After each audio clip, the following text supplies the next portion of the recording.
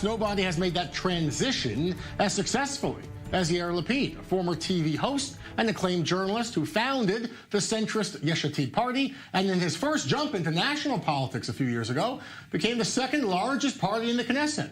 He went on to become finance minister in Netanyahu's government, a role that lasted just 1 year. Lapid now is the number 2 in the blue and white party and the party's nominee for foreign minister. He's about to enter his 3rd election alongside Benny Gantz, and he's with us now in studio. Mr. Lapid, thank you so much for being with us on this election show. I think Boris Johnson did the transition better than I did. Okay, he is Prime Minister now. I want to start with the breaking news, Mr. Lapid. Of course, the rocket barrage. As you came into the On24 News studio, yet another round of rockets, again into Ashkelon tonight.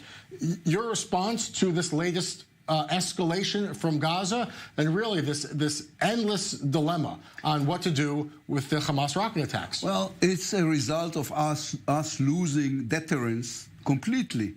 What we need to do is hit them and hit them as hard as possible. Everyone says that. Yeah, we did it. I mean, I was a cabinet member. Benny Gantz was the commander-in-chief in 2014 during this protective edge operation.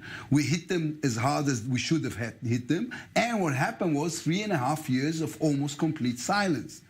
And we should have used this period of time in order to get some sort of a long-term arrangement in Gaza, including all the things they talk about in cabinet these days, like the artificial island opposite the Gaza shore, or the industrial park zone in the northern part of the Strip. You're talking about silence. There was silence in the air, but Hamas was still digging terror tunnels into Israel. I mean, there weren't. It was quiet, maybe because there weren't rocket attacks like we're seeing now, but Hamas certainly was continuing terror activity. After Hamas was hit as hard as it was during protective edge operation, led by Benny Gantz, there was a window of opportunity to change and to demilitarize Gaza.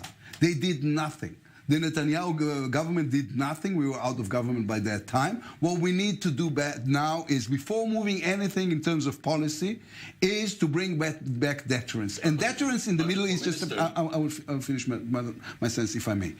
Deterrence in the Middle East is being brought back only on one way, which is by force, and a lot of force. There's no other language, there's no other vocabulary the Middle East understands. So if you will win the elections, what you will do on day 1 is a big operation in Gaza. That's your bottom line. Well, bringing back deterrence has to do with, I mean, the toolbox is large, but yes, we will bring back deterrence by force. That's the only way to bring back deterrence. A lot of force. Much more than Netanyahu is using these days. Yes. And nobody understands. So you suggest the public in Israel a war?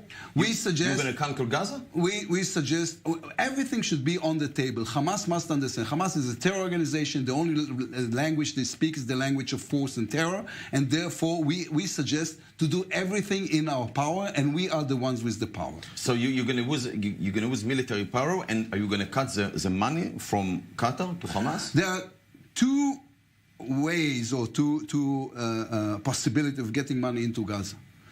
The one is the money coming from Hamas. It was published yesterday. From Qatar.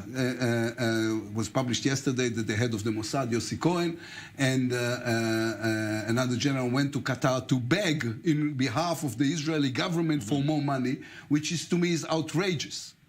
So you will stop it? Yes. The other money... You will stop it? Yes, of course. This is protection money. This is protection money. There's also... I don't want to stop the money for, I don't know, food for children or for hospitals or the basic humanitarian needs of Gaza. But the money that is going straight from Qatar to Hamas in suitcases must be stopped. So you suggest the Israeli public a big war in Gaza the day after you will win, because if you cut the money and if you're going to use force, that's the meaning. A war in Gaza, you're going to conquer Gaza, you're going to drop Hamas down, you're going to take control over the Gaza Strip. What I suggest to the Israeli public is a government that the Hamas knows, that they cannot have another way or another ways of interfering with. We suggest a strong-minded government that knows how to deal with Hamas, populated by the leaders who already dealt with Hamas: Gabi Ashkenazi, Benny Gantz, Bogi Ya'alon. Mr. Lapid, you would be in the next government if Benny Gantz forms the government, the party's nominee for foreign minister. Yes. The news out of America today, the big story in America is Bernie Sanders. He won the Nevada caucus. He has won the popular vote in every state that's voted so far. He is the front runner now, clearly the front runner for the Democratic nomination. He's also very outspoken against slashing the U.S. aid to Israel. He wants to give more money to Gaza. Are you afraid of working with a President Bernie Sanders? Is he bad for Israel? Well, I will not interfere into an American election and an American primaries in the process. This is not the right thing to do. We will try and work with whoever is elected by the American public. To tell you that I'm not worried, I am worried. I am worried. I mean, I went public before on some of the things Bernie Sanders have said, Senator Sanders have said about Israel. I think there is a lack of understanding of our unique situation here. Especially in light of tonight. We're under attack today, right now, from Gaza, and he is saying some of the money that we give to Israel's government, I will give. That's one of his priorities. I will give instead to Gaza. This is a problem. You might be the foreign minister. He's completely wrong on this one. And as I was saying, I don't want to come out of this interview like I'm interfering with an American election, and in the process, it's just wrong. I mean, there are things, Jeff, you can say as a commentator, as an anchorman, and I cannot say as an active politician, especially when there's an election going on in another country. I'm just saying he is the front runner. That's why I'm asking you. And he said very critical. And what I said is that I am very worried, and we have reasons to be worried. Talking about international issues, we saw today the anti-Semitic festival in Belgium once again. How do you see this issue? I mean, it's horrible. It's Jews. It's just horrible to see the pictures. It is disgusting and unspeakable. I have, just before coming here, I finished a long and very angry conversation with the Belgian ambassador, including, I told him, if there's a possibility of press charges in Belgium, I will do it myself as an Israeli politician, but not only, also as the son of a Holocaust survivor. This is no, they try to say, you know, it's just ridiculous, it's just being ridiculous, it's a carnival, it's not a carnival. These are anti-Semites, and we should treat them as such, and we should, and I understand, I didn't see the wording yet, I understand the Prime Minister, the Belgian Prime Minister said something about it. I hope they denounced it as strongly as possible. Let's talk politics. We have elections, of course, in 1 week. How are you going to deal with a joint Arab list? Are you going to put them in your government? Are you going to use their supporting you from the outside? Or are there not option at all for you to establish a government? It's a good question. I'm happy if you asked it, because Prime Minister Netanyahu has been spreading the lie all over that we have already have decided to put them in government. They're not going to be part of our government. We're not going to use them in any way, because there are elements inside the joint Anyway, list. it means also not from the outside. Yes, I said it, Benny Gantz said it, everybody said it. Because we can, there are people there like Hiba Yazbak, who said, MK Hiba Yazbak, who has posted a support for Samir Kuntar. Samir Kuntar was in jail for bashing the head of a 4-year-old child on a rock. This is the worst case. If there's, I don't know if there is such a thing as a worst way of murdering anyone, but this is the worst story ever. And if somebody is supporting him, he's out of the question as somebody you work with. So you oppose even an outside kind of propping up a minority government led by Benny Gantz. You are opposed to that. What we want, sure, but is a unity government with Likud without Bibi Netanyahu. This is what we're trying to get, and there's only one. Listen, 2 weeks from now, not only a week. There's a week from now. There's the election. 2 weeks from now, everything is going to change, because on March 17, the bailer is going to shout, everybody rise to the court, and the Prime Minister of Israel is going to get on his feet, because the judges are going to enter the room, and everything changes.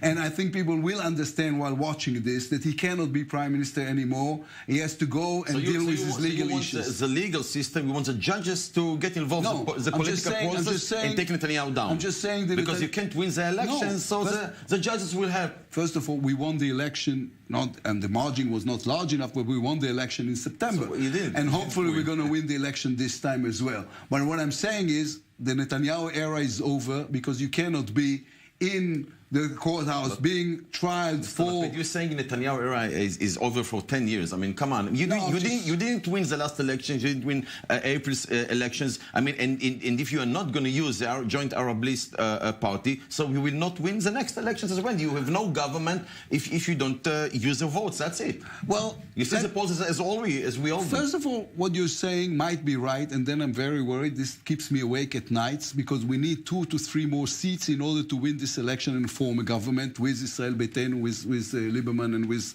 Labour. And of course it worries me, but this is in the hand of the Israeli voter. And if they're listening to us now, they must understand. It's either voting for Kahol Lavan or going to a 4th election, which is horrible to me and to the Israeli democracy. You know what? It's the other way around. Tonight, there are new polls tonight from both Khan and Channel 12, and they do show not only is Likud tightening in the race, Likud has a lead. These are the first polls, and there are 2 of them, that show for the first time since this election was called, this 3rd election, Likud has a small lead over blue and white. Yeah. It seems perhaps that as people get fed up with the elections, they're returning to Likud. Maybe you're losing some of the voters. Well, this is why I'm here, to talk to people and tell them, listen, if you want this, you will find yourself trapped into a system that cannot move forward. What we need is in this country is change and hope, and we are the party of change and hope. But is there something wrong with the campaign that we're seeing definitively in multiple polls? Likud now is strengthening and blue and white is weakening. Well, even today, they didn't strengthen. We weakened a little. But it tends to happen this way towards the end. You don't think it's something bad in the campaign and messaging in the final few days? We will change messaging. We will find our ways of approaching the Israeli public. It's part of campaign. Let's move to the Trump peace plan. Why don't you support the plan as it is? We do support the plan. No, you said we will make the annexation, but only if we'll have international support, and we're going to make some changes, and so. I mean, as far as I know your views, it's a good plan. It is a good plan. Okay. It is a good plan. It's a good base to move forward. It's 181 pages. Probably you and I are the only people who read it. Frankly, I didn't. You didn't? So only me. Only you, anyway, maybe. So the thing is, you can say I don't like this detail or the other one. The one thing that is very obvious to whoever who read the plan, and was very able to ever listen to the Americans, talking to them while talking to the administration, they're saying you cannot tore up the pages you like from the plan and ignore the rest. It's a one plan, it's a one thing that you move forward with. The idea of Netanyahu of making this into an election stunt and talking about the unilateral annexation, not only that it is unuseful and undoable, it is also against the spirit of the plan as it's written. We'll have to leave it here because we're at the end of the show. The clock is running out. I want to thank Ariel Kahana and, of course, Mr. Yair Lapid for taking time off the campaign trail to speak with us here in studio and to voters. He's part of the campaign. Part of the campaigning. 8 days to go until Israel's 3rd election. Maybe we'll have him again. Who knows? Maybe there's a chance we'll all be back in here together again in this very studio in just a few months. We hope not, but that is a possibility. We'll see how things shake up. Thank you so much, Ariel. And Mr. Yair Lapid, thank you so much. More news ahead.